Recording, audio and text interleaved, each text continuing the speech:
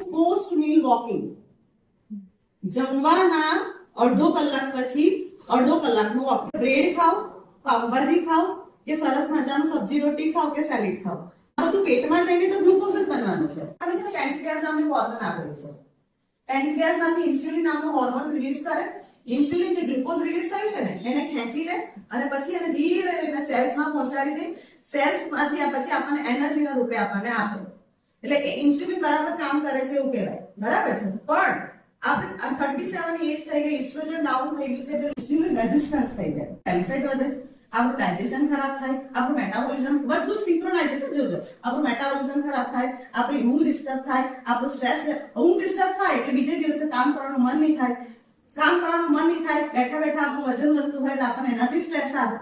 બરાબર છે. એટલે બધું એ સર્કલ પર ચાલ્યા કરે. એટલે જમવા પછીનો અડધો કલાક પછી ચાલશો ને તો એ ઇન્સ્યુલિન સેન્સિટિવિટી